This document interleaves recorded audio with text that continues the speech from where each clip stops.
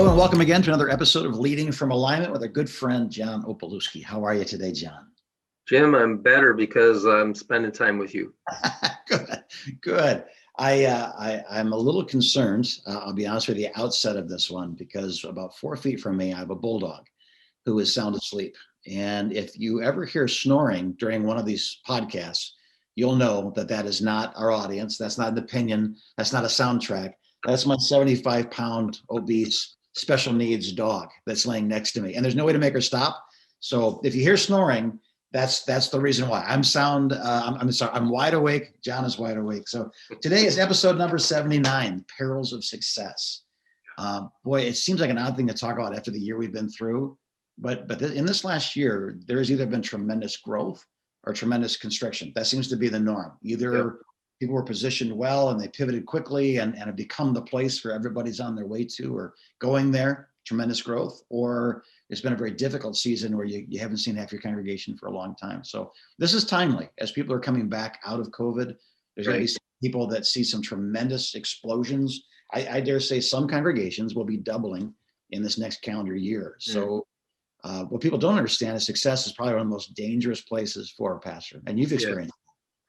Yeah. So Jim, 28 years ago, while I was pastoring I was lead pastor in a church in mid-Michigan. I suffered through major depression, and if anybody has listened to this podcast for a while, they've heard the story.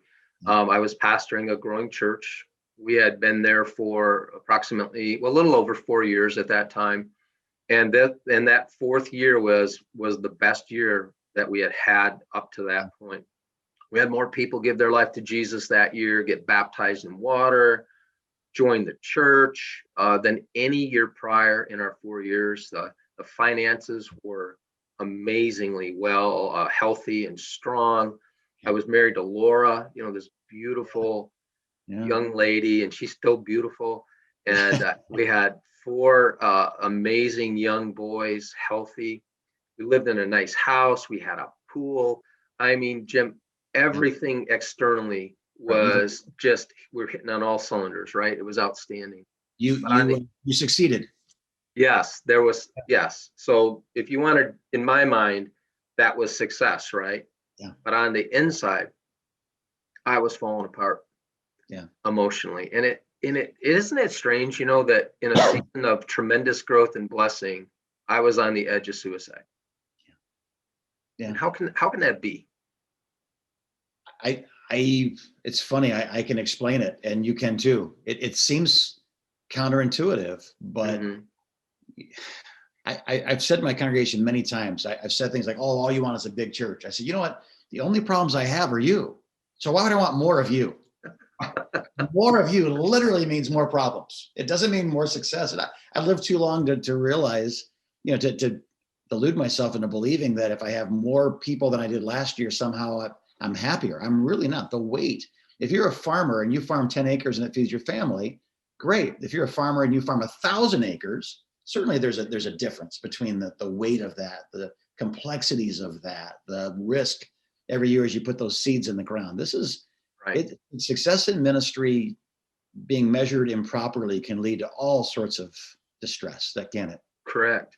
And so since that dark time 28 years ago, I've never fallen that far again into the emotional pit. Thank the Lord for that, right?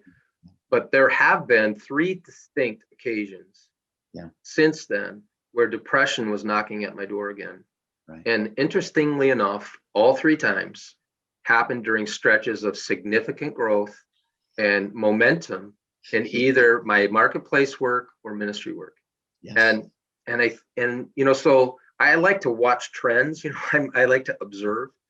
And, if you look at it on the surface, it doesn't add up, right? 1 + 1 doesn't equal 2 here. But when you dig beneath the surface, it's really not that hard to figure out why that happens. Yes. And so as I look back on those seasons, Jim, where depression was knocking on my door again, I was able to identify 3 really critical errors that I made in each of those seasons. And I'd like us to talk about that, if that's okay. Yeah, please. So here's the first error, and that was I allowed success to tempt me to take on more than I should. Yeah. when you're in a season of great momentum, and I've experienced this, there is this false sense of invincibility that can begin to rise up on the inside of you, and you think, I can take on one more event, I can take on one more customer, I can take on one more fill in the blank, whatever it is. And you allow momentum to fool you into thinking that you can just ride this wave, right? And there's something very intoxicating about it. And all of a sudden, here's what begins to happen as you take on more and more and more. Your work days get longer. Yeah, right. Your sleep gets shorter. Yeah. And it doesn't take long before the evil twins of anxiety and depression start knocking on your door. Yeah. All those things require effort, emotional effort, time, resource that we don't have an infinite supply of, right? Yeah. I just invited somebody to join a board that I sit on the other day, and he said, let me get back to you in a week or so. Let me ask my leadership first. And if my leadership approves me being on the board, I will. Very successful young man, doing a great job. And we need his expertise on this board. And he called me back 2 weeks later and said, my leadership said that I would be too busy to take on one more thing the season we're going into. I thought, well, that's good leadership. It was good of him to ask counsel before he committed to something else, because I love it. Once you say yes to something, the war of 1,000 no's begins. You said yes to something. It's going to take effort and time. And it's more tempting to say yes, at least for me. And I would suspect I'm not alone. When things are just humming. Yes. Yeah. It just feels like, I can take on one more thing. We're having so much success. And maybe behind all of that is this fear that if I say no, then we're going to start losing momentum. But anyhow, huge error. And I made that huge error 3 different times. Now, hopefully it's the last time. I hope. If you're saying yes because you're flattered, that's the wrong reason, right? You're saying yes because you're really passionate about this and you don't have the time, but your wife will understand. That's the wrong thing too, right? There really has to be a witness in your heart. You're supposed to say yes. God will only give you grace on the assignment he gives you. So if you want to go somewhere without him to do something outside your grace, it just takes 10 times the effort to accomplish, half the production. And Jim, I need somebody in my ear asking me those questions too. Yeah. Right. Like, John, if you take this on, what are you going to let go of? Right. In order to take this on. And I don't like hearing that, but I need. But it happens. Yeah. A church comes in and says, hey, would you do consulting? We have, 50 pastors. Well, that's that's a full workload. That's a full-time job. And before you say yes, there needs to be a plan, at least the understanding that there needs to be a plan, right? That's and right. The same thing, an extra service, another location, a church plant, extra staff members, getting rid of staff members, expanding the board, building programs. All these things require a tremendous amount of focus. And when you say yes to one, you probably have to decrease your involvement in other areas. And can you do that? Right. And I think that's what wise people do. People that stay healthy over the long haul do. And I'll just acknowledge that there have been times in my journey that I've been unwise. Yes. Yeah. And it's cost me. I've heard that the wisest man in the room is the one who made the dumbest mistakes, but learned from them. I think everybody makes the dumb mistakes. Yeah. I learned to walk by leaning too far one direction or the other and falling down. And then standing up and saying, I can't lean that far. And so if I'm going to walk, if I'm going to run, if I'm going to fly, there are certain rules involved in those things. And you learn them from falling down sometimes. So don't be discouraged, right? If you fell down and you have to change your mind about a commitment you've made. But the importance here is not to say yes to everything and everyone at the detriment of your life. It's not worth it. God's not asking you to do that. Yep. So here's the second critical error that I made in those 3 seasons where depression and anxiety were trying to intrude on my life again. And that is I allowed success to crowd out exercise and healthy eating. I knew you were going to go there. You always go there. Yeah, I always go there. I went there the other day with a group of leaders, and nobody said amen at all when I said this. So Jim, I do strength training 4 days a week. And get a minimum of 10,000 steps in every day. And I'm doing this to try to stave off Father Time, which I know is a losing battle. but also to keep myself mentally and emotionally fit. Yes. So here's what happens to me or can happen to me if I'm not careful. When success comes at work, it gets easier for me to cheat my body. Yes. Like I've got no time to walk today. I don't have time to lift weights today.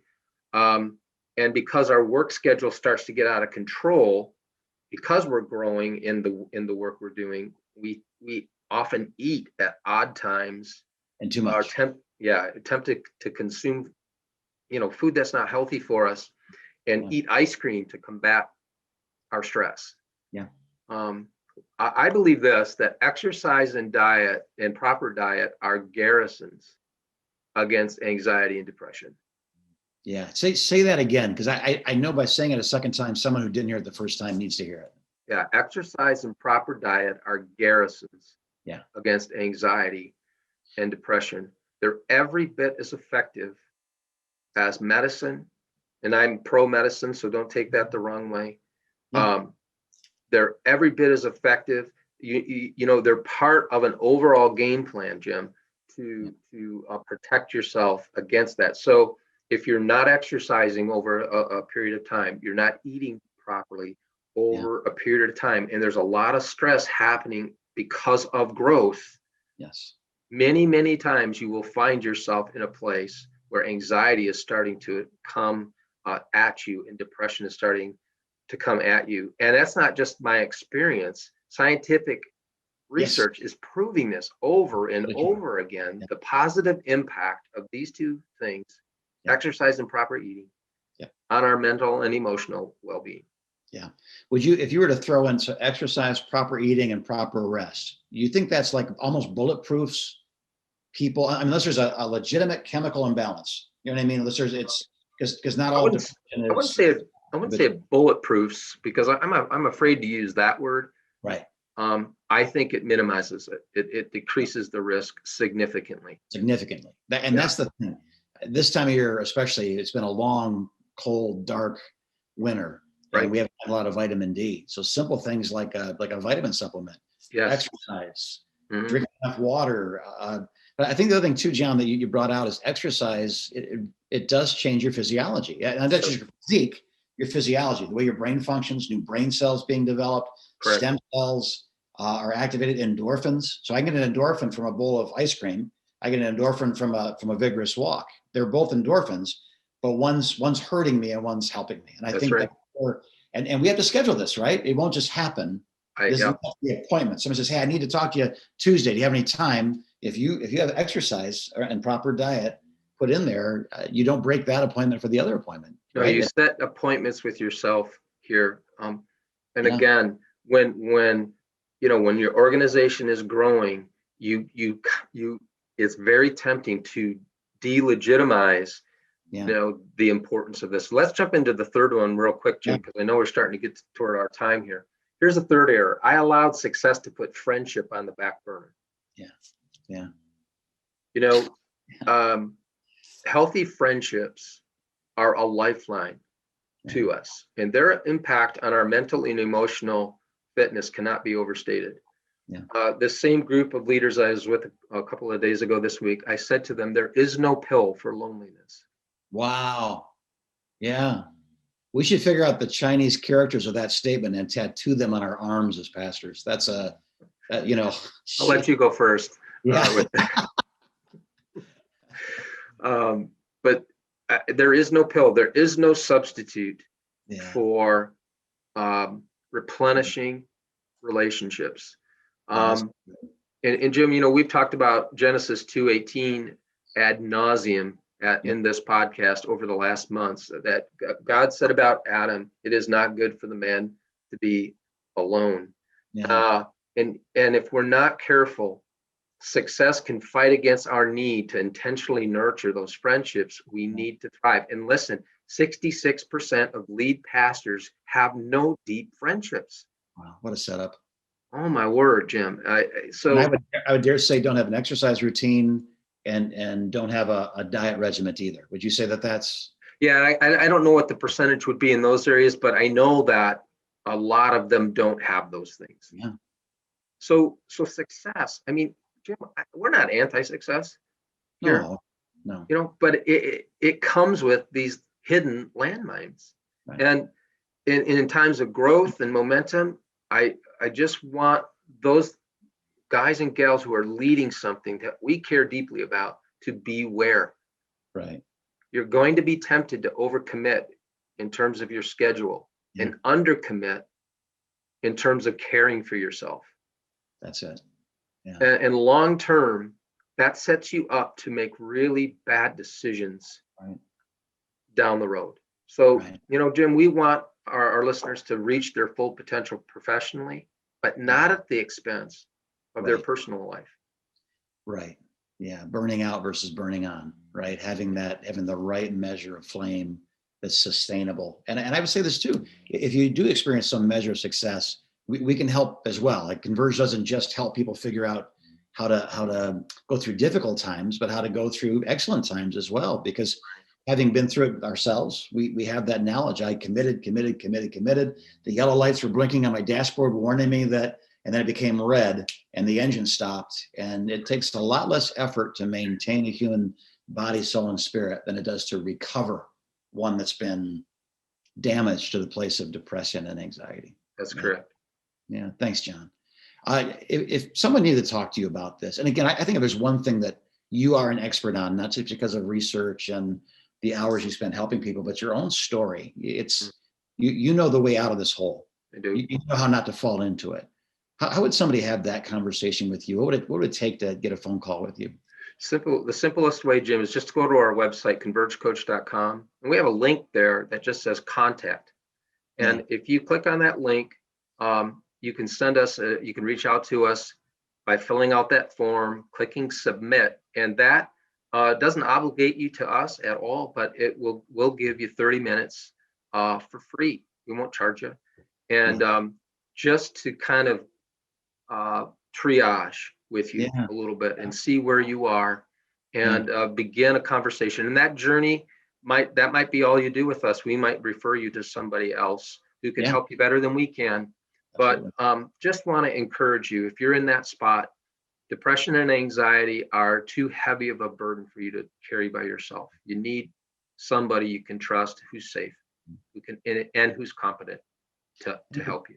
For those that are like, I'm not sure if what I'm succeeding at is what I should be succeeding at. I'm not sure if I'm failing. I just don't know. I think next week's podcast is going to be excellent for them, because maybe our definition of success is not necessarily God's definition of success. Tell us a little bit about next week. Yeah, so we want to talk about reimagining success in Pod 80 and try our best to look at success through the lens of God. I know that's hard for us to do, us humans to do, and the lens of humanity, and talk about what happens when we get that right. Yeah. And what happens when we don't. Right on. Awesome. Well, John, thank you for your time and your care, your ministry to us. It's invaluable. We just really, really appreciate that. And to our listeners and our watchers, God bless you. Thanks so much for being a part of today. We're always here. We're a phone call away. You're in our prayers, whether we talk to you or not. So whether you like it or not, we're connected at this point. And God bless you as you continue to lead from alignment.